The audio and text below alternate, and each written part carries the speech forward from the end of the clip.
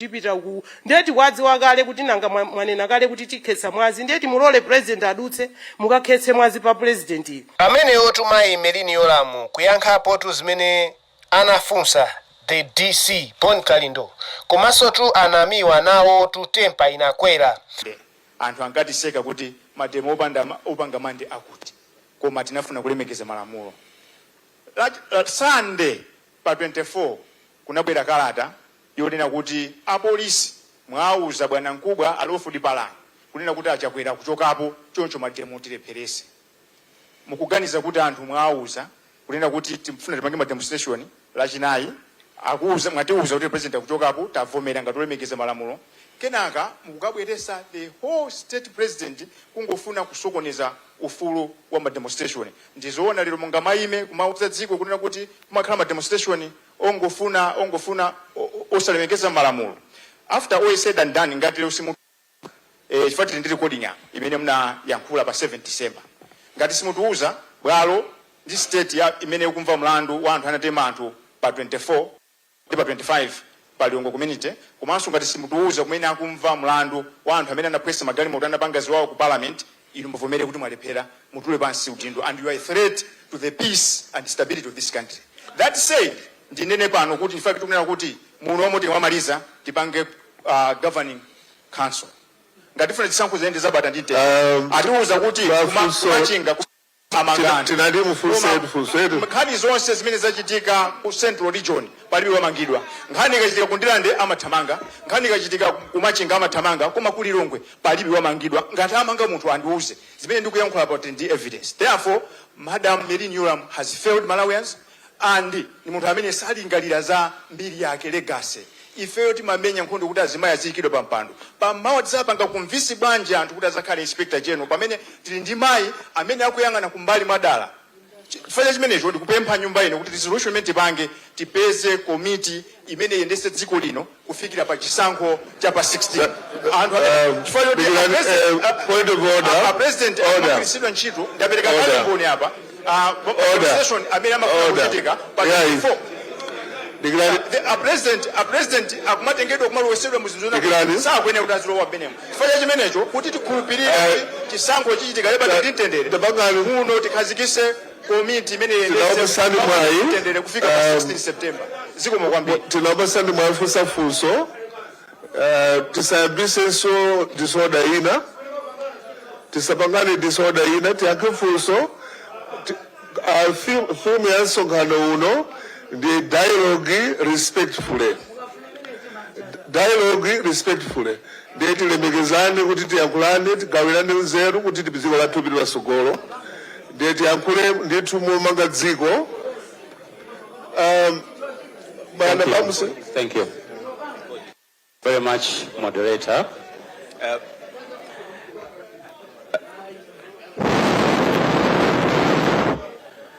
Can we have some order? Can we have some order? Can we have some order? I know Mr. Mafuto Bamus has the microphone. I'll ask you to take a seat for a minute. Awa agulu, mwamba jibwana. It's so surprising. Kuti anthu awa agulu, mufuna muzipanga za jibwana.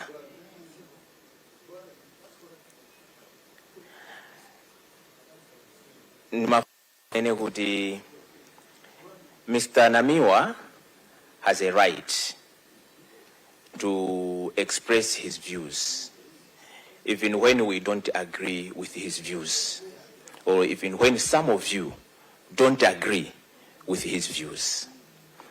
And in this conference, we will give everyone an opportunity to express their views. Okay?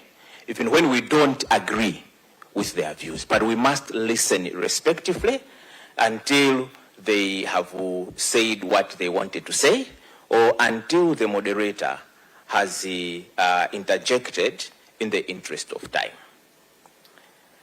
Number 3, mutilemegeze as moderators. I think what you did, Mr. Namiwa, was not very good.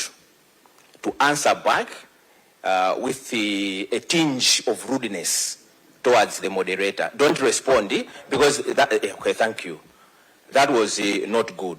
Because when you take away the moderation and you give yourself rules you want to follow and not the conference rules, there will be chaos here.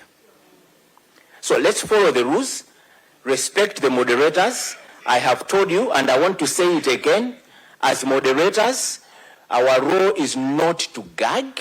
Our role is to facilitate you with a fair opportunity to express your views. But let's do so orderly, following the rules. But everyone will have an opportunity to express themselves. We're not going to gag you, but be within the regulatory framework that we have established, because there are two things that threaten the world. It's too much order and too much disorder. And that's why you have moderators.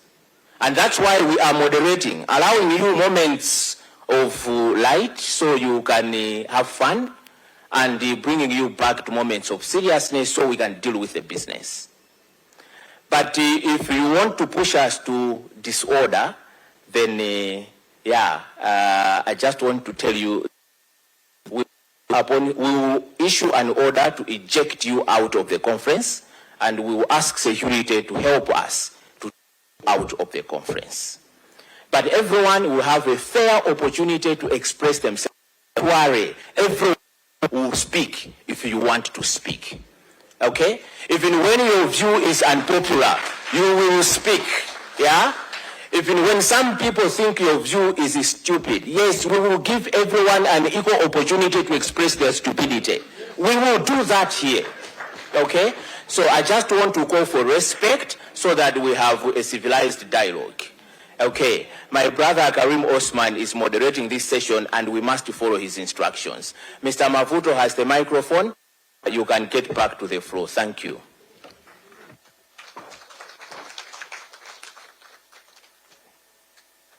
Thank you very much, moderator, for the guidance. My question goes straight to one of the points that was presented on the slides. And thanks to the Malawi police, because you indicate that you get into working relationships with other institutions. And one of those that you mentioned is the MDF, the Malawi Defense Force. Very important. Now, I wish to highlight also that a couple of studies have indicated that at certain points in time, there is loss of public trust on the Malawi police. So, for example, the Afrobarometer, when sometimes they ask the people, they do indicate at least some public institutions where Malawians do not have much of the public trust. So, this consistently is listed. So that brings in the role of the MDF.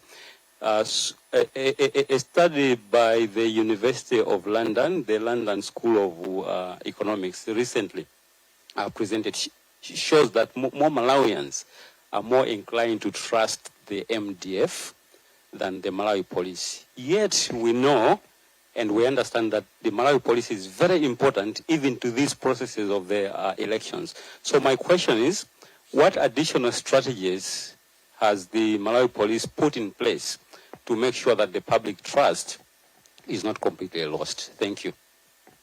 Thank you. Your question has been taken. Who will be responded? Yes, and then there's somebody close to you. That will be third, and then we'll go to the next table. Thank you so but much. Please, it's a question. My name is If it's a comment. It has to be very short. Yeah, I have two questions going to the IG. Number one, you have talked about firearms, unregistered firearms. To my own observation, I have observed with dismay that during this time, many Malawians are possessing unlicensed arms, firearms. What measures are you taking to stop this mess? Because I fear we'll have a blood elections. People are ready to kill others because of positions. You as Malawi police, what are you doing? In terms of engagements, I'm speaking English now because I want everyone to understand that I went to school as well.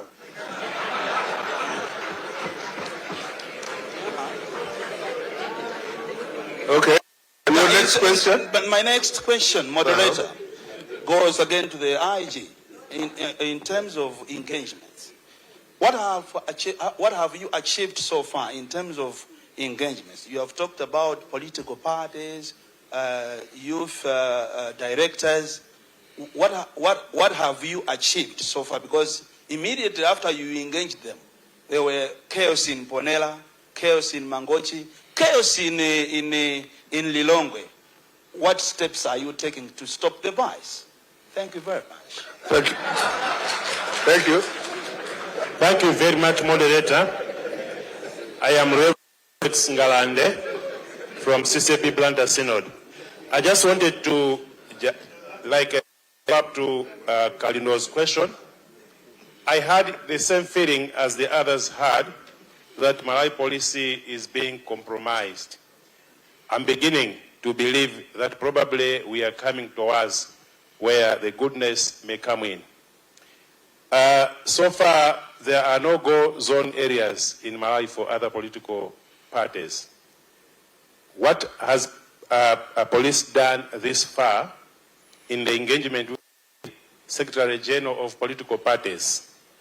And if the political party Secretary Generals may be given an opportunity to explain, what message would they wish to give Malawians if they are perpetrating violence in their followers? Thank you very much. Thank you. The next table, there's a gentleman in blue, so we can now exhaust this. Right? Straight to the point, a question, and tell us your name first. All right, thank you very much for recognizing a young person in this room. My name is Emmanuel Amponya, and I'm from Young Voice Organization. Madam IG, to review the history of young people's level of engagement in the electoral process, you can agree with me that the level of engagement has been reprehensible. So I appreciate the efforts that you're putting through to ensure that young people are protected in these processes. But now, I just want to understand from your end, what other strict and clear measures have you put in place to ensure that young people are well protected and that our anzatu andalewa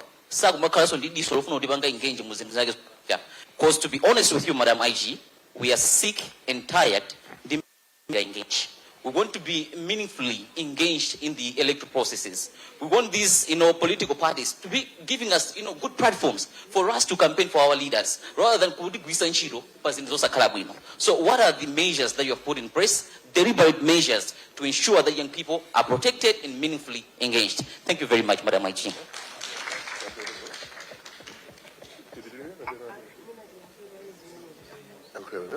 Okay, I will invite the IG to respond to those. To have questions in the IG, and then I'll move from. So your mic will start from them a bit now. Okay, thank you. Thank you, the moderator. I'll start with the issue that Mr. Namiwa indicated. I wouldn't want to call in the personal remarks that he targeted the Inspector General, because the Inspector General's office is appointed by the President and confirmed by Parliament. In such a process, the Inspector General undergoes a vigorous interview process. So I wouldn't want to comment on that. But going to the other issue of Azigwanje, Achani, kadi zimene zindakhala ndikuzinena mafora mwambirimbiri ndipo imene mwanena inuyo ndimodzi mwa iyo. Tinafufuza ndipo anthu anagwidwa ena ali pa belo. Ndipo ineyo mwina ndingochita so open. Ndakhala ndikunena office ya Inspector General it belongs to Malawians. Munthu akafuna kawa chipani china chilichonse, kawa organization ine iliyonse, azitha kubwera nkunena kuti Inspector General ndabwera ndifuna ndimve easy. Mr. Namiwa, I invite you to my office. Let us meet. Ndikuchite ni show zonse zimene ifeyo tachita kapena zimene ife tikuchita. Chifukwa ndikuona ngati kuti issue imeneyi nthawi zambiri kumabwera ngakhale tifotokoze ku parliament ndapita ndakafotokoza kambirimbiri. But I think mwina ndiyongofuna on one interaction. tiyeni tizipanga mademo which are peaceful. Tanena kuti tufuna tipange ma demonstrations. I've been in Blantyre. Nthawi ya APM I was here. Ndipo nthawi imeneyo ndamene ndimachita provide security ya mtauni muno ya Blantyre. Those that were there ngakhale ma CSOs akundidziwa personally. Because akata kupanga ma demonstrations timakumana nawo. Aku Blantyre City ifeyo ndikuona kuti kodi nthawi imene iyo ndiyoyenerera kuti apangidwe mademo ndipo timagwirizana nthawi kaya zimene atavale ndi zina zotero ndipo timapanga mademo palibe tsiku limene wapolisi anathirapo tiye gas. Komano mademo amene timati tawauza apolisi kuti akhala peaceful. Ifeyo at my mind ngati ma organizers tapanga kale mademo apakati yapo mmene misewu ya msiti of Lilongwe inalisa nate mademo amachita target kuti akaphwanye misewu kaya akazule zichana. And we are saying Malawians, where are we going? Tiyeni tionetsetse kuti protecting property of government is our first priority because we need to advance forward. Pano misewu sija inata tose tikuyenda amoto. Nangati kumai aba traffic ajama imisa kuti kodi iwe ndiwe wachipani chanji usaende mmenemo iwe uchokera kuti usaende sitose tikuyenda momwemo anditi kunjoya panopa. Why? Because we protected. Pamene anthu ena amademo they were targeting kuti aphwanye zimene zijaka yatani, and we are saying no, we can't allow that because our duty is to protect property and lives. Ndiye mademo ife sitiganiza koma where their deaths are conflicting with the deaths of national events. Pena timakhala timachita resist. Even in time ene nduti tinali ku Blantyre timatokhala pasi kuti tsiku ilili silabwino. Can you arrange for another date? Ikakhala kuti li free meneyo amademo timawaperekeza ndipo tinaendera kuwaperekeza. For one, tikuchita protect iwo ngati ma demonstrators, tikuchita protect katundu wa Malawi, tikuchita protect ngakhale anthu amene sakupanga nawo mademo amene akufuna kupanga business yawo mumtendere. So all those things have to be looked into. Koma sitiza kukaniza ni mademo koma where it has coincided with the program of the HE, president ndiwato safe tili muno. President isuwa chipani. President ndiwaife tose tili muno, and we have to respect that. Chifukwa nthawi zina with the constraints zimene timakhala nazo apolisi sitingagawe kuti ukutipita uku ndeti wadzi wakale kuti nanga mwanena kale kuti tikhetsa mwazi ndeti mulole president adutse mukakhetse mwazi pa president sizikhala bwino. But where we have always agreed chonde ife tizikupatsani mwayi kuzomba posachedwa apo tinapereka mwayi ma demonstrations abwinobwino anthu tinachita asha mpaka nokafika kwa DC kuwerenga petition ndikwauza kuti tikawerenga tu petition mademo amathera pomwepo. Kungopereka petition ayamba kuphwanya zinthu za anthu. Ndeti kuti yayi mwapereka petition takulola ni mukapereke mwapereka takuperekezani. Apa timanena kuti mademo athera pomwepa anthu azibwerera m'manyumba mwawo. Let people who are doing business continue doing what they do. Issue imene anena Mr. Bamusi ya partnerships with MDF. Zoonadi MDF ntchito yake is not always to be pa open. Anzanga inu amene madziwa kugule alipo gule wina amene timangotulutsa fumu akamwalira.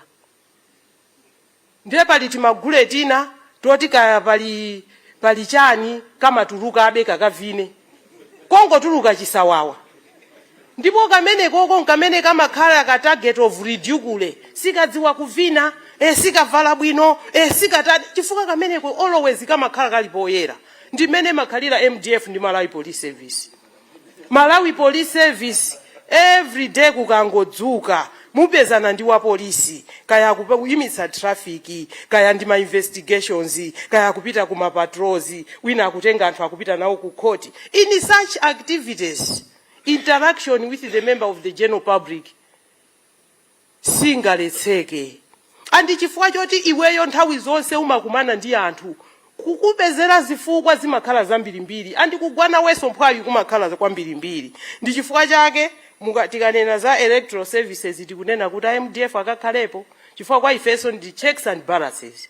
Tanga si ife anthu amanena kuti mwina timakondera boma. So when MDF is there, timadziwa kuti we are safe. Chifukwa ndiye kuti tizichekana. My efforts here they will be complemented. So, my efforts, zinthu ngati zimenezo bwana Bamusi ndizoonadi. Anthu ambiri, kwina kulikonse mungapite, go ku Zambia, polisi imatukwanika ndipo idzapitirira kutukwanika. Why? Because of the constant interaction with members of the general public. Pamene azathu a MDF, pamene atuluka, ndiye kuti kwafa afumu. Ndipo anthu amachita kudabwa kuti kodi lero kwafa afumu, anthu awa atuluka bwanji awawa.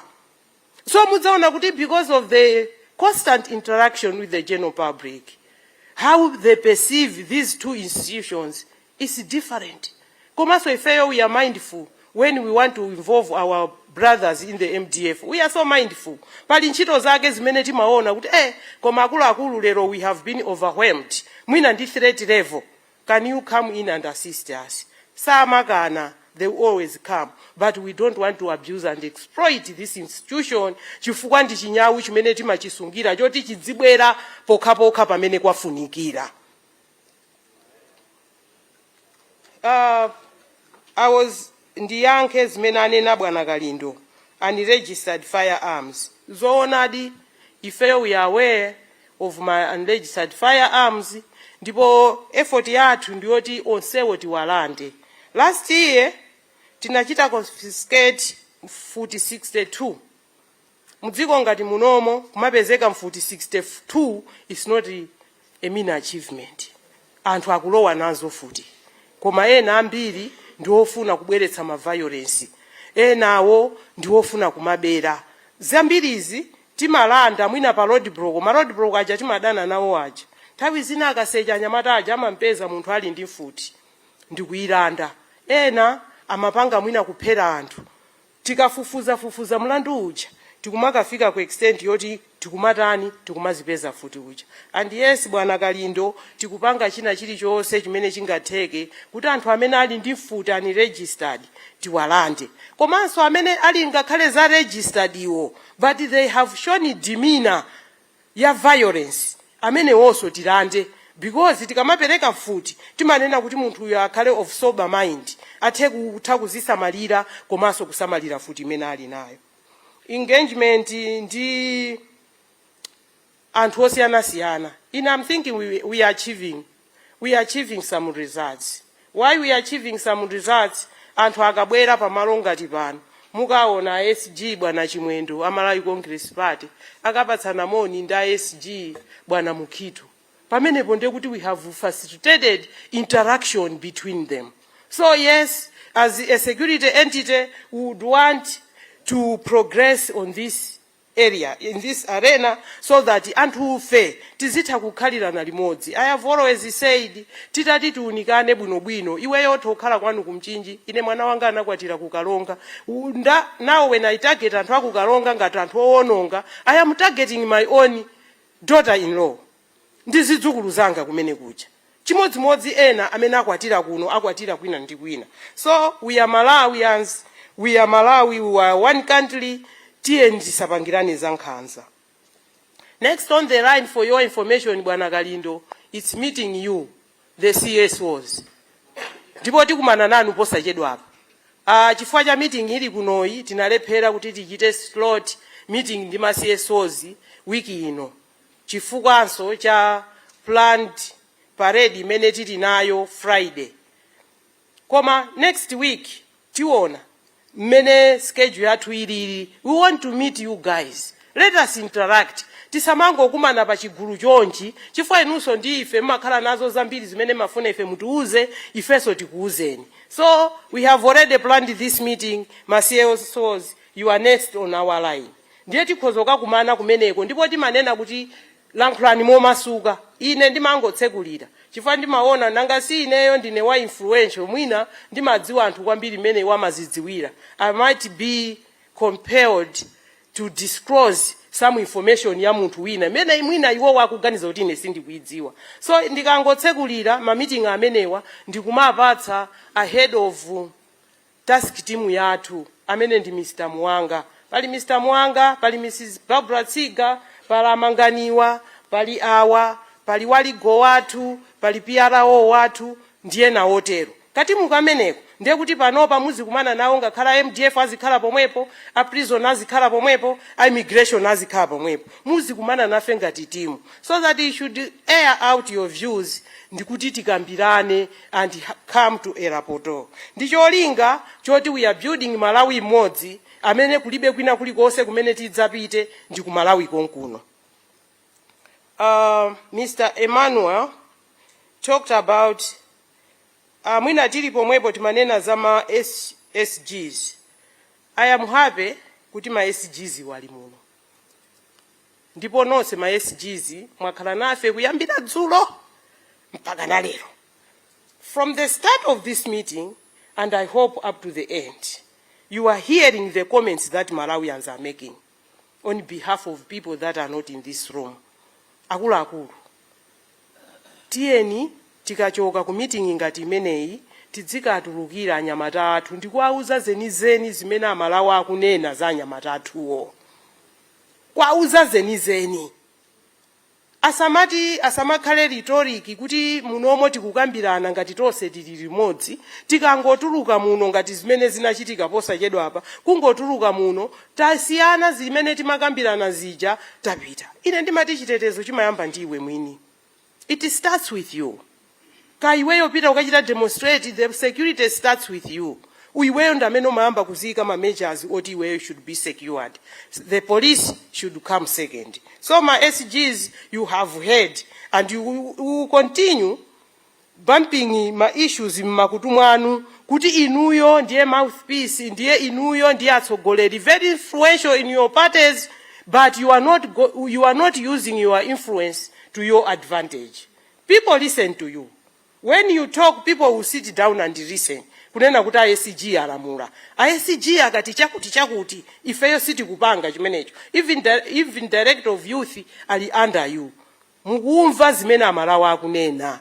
Mukatuluka muno kachiteni konvini misonkhano, anthu ofunikira kumva za security amve. Ndipo ife tikuti violence siti kufuna violence ayi. This has been our stand from the word go, and we shall continue doing that. Siti kufuna violence ya mtundu wina uliwonse. Violence ikachitika tisathamangire pa social media. Fothamangira pa social media sinde kuti muchita ripoti ku polisi. Ku polisi kuli ndondomeko zimene amenera kutsatira akalandira nkhani. Ndiye ngati iniyo violence yakuchitikirani msavutike kupita pa social media, pitani ku polisi kachiteni report. Leti anthu aku polisi akutengeni statement ndi zina zotera tsekule fayelo apange ma procedure a polisi imene zimachitikira. Koma mkangolankhula pa social media, ife timangotinza pa social media in most cases. Faza pa social media zimakhala zambirimbiri, and sungatenge zimenezo ndikukhala basis of official documents.